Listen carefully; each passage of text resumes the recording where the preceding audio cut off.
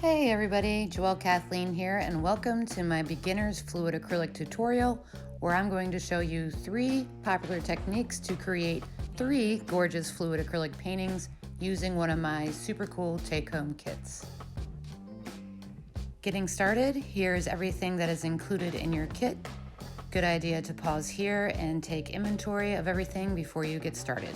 You'll also notice a practice panel included in your kit, so after you've watched this tutorial, I recommend starting with that one first, just to get used to the feel and the flow of the fluid acrylic paints and how they interact with one another. And here's a list of everything that's not included in your kit, but I do recommend you get these items to complete and finish your paintings. Okay guys, we're going to begin with the first technique, which is the flip and drag. To start, make sure you're working on a level surface area and go ahead and prop up one of your canvas panels on top of your disposable cups. Next, grab the white fluid paint, shake it up to mix it thoroughly, and then pour a nice sized circle in the center of your first canvas panel. Using one of your popsicle sticks, go ahead and spread all that paint over the entire surface of your canvas.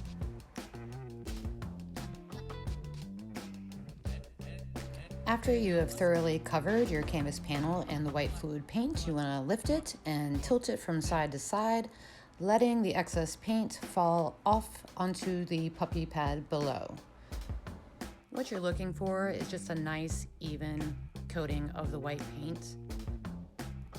And when you've achieved that, go ahead and rest it back on your cups.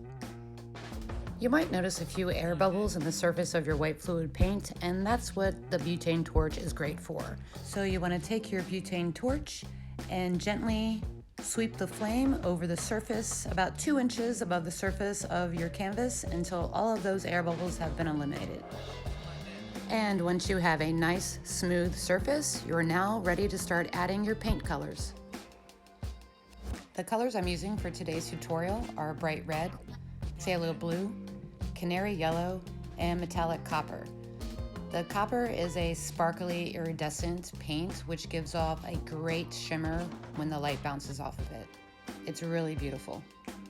So when adding your colors for the flip and drag technique, try to aim to fill about halfway full of your disposable cup and use as little or as much of each color, or 2, 3, all of the colors as you wish. Just have fun with it. So you see I've layered my colors in different orders. There's really no rhyme or reason. I'm really just aiming to use all of the colors and filling up my cup about halfway. So as for the flip part of this flip and drag technique, it goes pretty fast. Just have the confidence and flip it over, bam, there you go.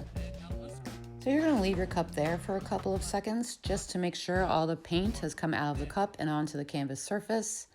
And then you're going to slightly lift the cup ever so gently to release the vacuum seal, letting in a little cushion of air, which helps you gently drag your cup across the surface of the white paint until all of your colors come out of the cup.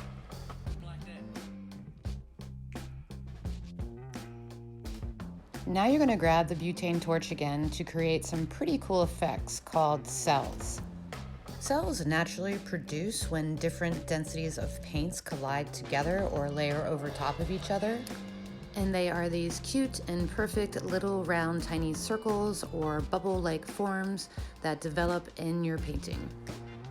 Focusing on the areas where colors overlap one another, you want to take your torch and gently kiss the flame to the painting itself, constantly keeping the torch in a sweeping fashion until you've created all the tiny cells you can, and it won't take long to do so. So now comes the fun part. You're going to lift your canvas panel and gently tilt it from side to side, letting some of that paint fall off the sides of your canvas, all while creating a pretty organic design in motion. And remember, as you're letting that paint fall off, to hold your canvas above the puppy pad. I like to incorporate a little negative space in my flip and drag paintings so that white fluid background serves as a great contrast against those pops of primary color blends. After you're satisfied with your initial design and you have an even distribution of paint and color on the canvas, you can choose to stop right here if you're satisfied with your design, or you could be like me and never know when to stop and choose to add a little more extra detail. You see here I'm using my popsicle stick to add a little bit of detail and design. I'm bringing some of that paint out into the white areas. And here you see I wasn't happy with what I just did, so I'm grabbing a little bit of my white paint and pouring it over what I deemed as a not so happy accident and spreading the white paint right back in its place. One of the great things about fluid art is it's very forgiving. If you feel like you've added a little bit of color to a place that you no longer desire to have, you can use your popsicle stick, like I'm doing here, to borrow some of that neighboring color of white to spread over that existing area of color that you don't like, creating a sheer ribbon of whites and blues that lace over top of all of those bright colors underneath. And I'm grabbing my butane torch one last time for some finishing touches, seeing if I can create a couple more cells here and there.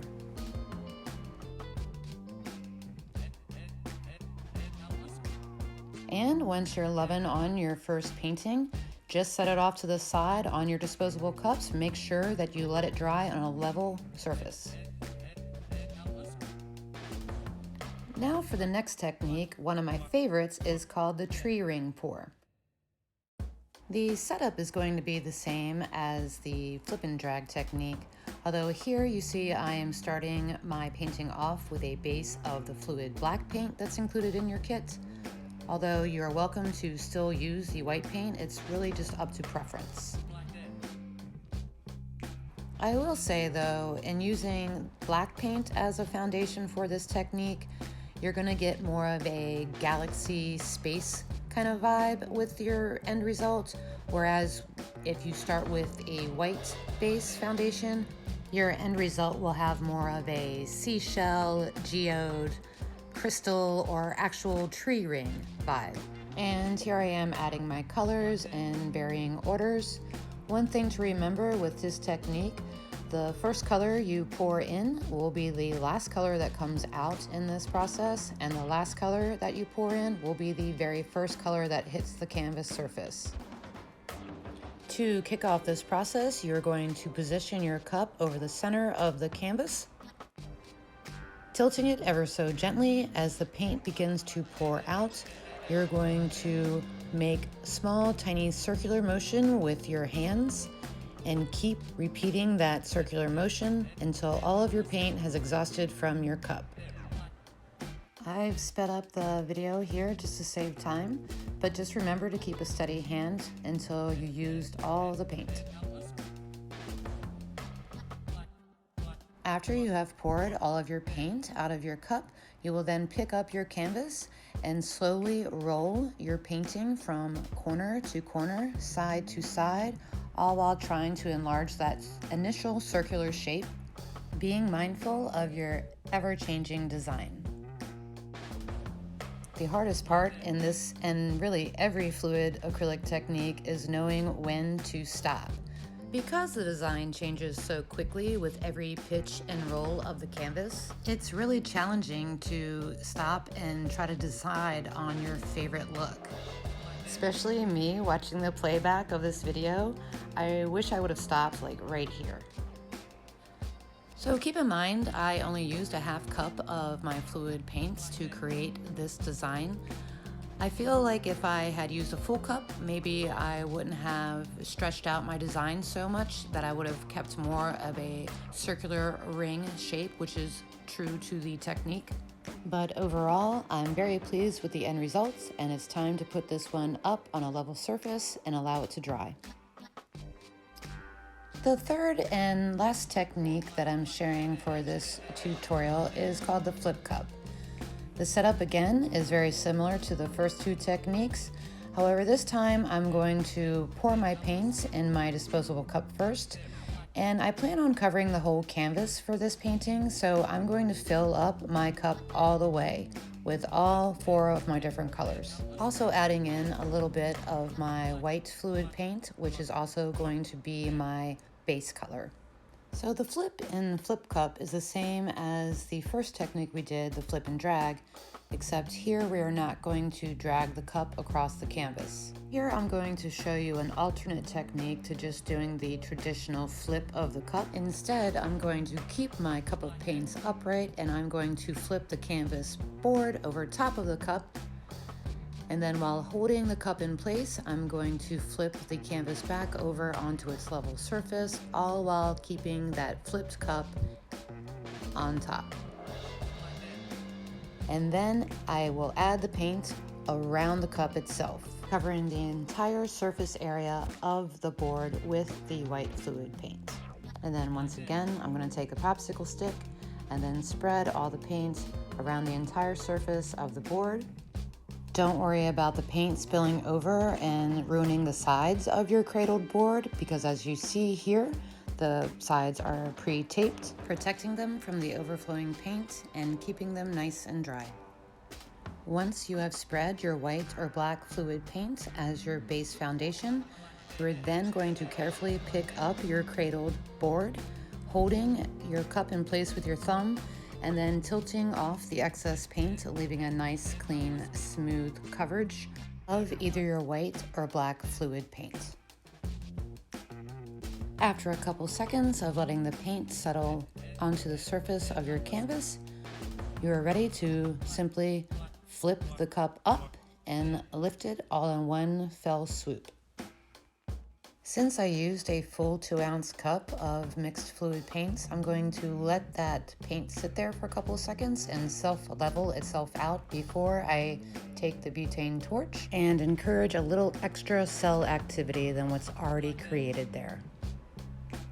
Always remember when using your butane torch to constantly keep it moving in a sweeping fashion, gently touching the flame to the painting itself, but never letting the flame sit on the painting at one spot for too long. Now that all of your cells have developed and have been created, you now want to pick up your cradled board and once again tilt it from side to side, letting some of that excess paint roll off all 4 sides of your cradled panel, completely covering the entire surface with an amazing display of primary colors, along with some nice sized cells speckled throughout the piece. I am really happy with this one. You're now going to want to let your paintings dry for maybe a max of 2 days. There is a lot of paint on top of these panels, so it does take time to let them dry accordingly. But once they are dry, cleanup's a breeze. If your cups aren't too damaged, feel free to save them. All you have to do is rinse them out under the sink, let them dry, and then you can reuse them for a future painting session. As for your puppy pad, go ahead and fold that right up, trapping all the paint within the thin plastic lining so you can safely dispose of it in your nearest trash can. Ensuring that your cradled board painting has fully dried, you are now going to remove the painter's tape from all 4 sides, hopefully revealing a clean, pristine, natural wood finish. If some paint happened to sneak through past the painter's tape, go ahead and grab some sandpaper if you have some laying around, and a quick buff of the sandpaper should remove any unwanted paint on your sides. From here, you can decide whether or not you want to leave it in its natural wood finish, or you can also stain it in a chosen color, or like me, I'm going to paint the sides black with the provided black paint that comes with your take-home kit. But really, if you have any other colors laying around the house, you can paint the sides any color you'd like using acrylic paint. And after you've painted all 4 sides, you are ready for the last and final step, which is sealing your paintings with a spray varnish. You'll notice that your dried paintings have lost a little bit of their pizzazz and their saturation of their colors. And this is where the varnish comes in handy. Here I'm using a matte varnish to seal my painting and bring back some of those rich colors. The finish with the matte varnish is going to be more of an eggshell finish, just slightly reflective with minimal glare.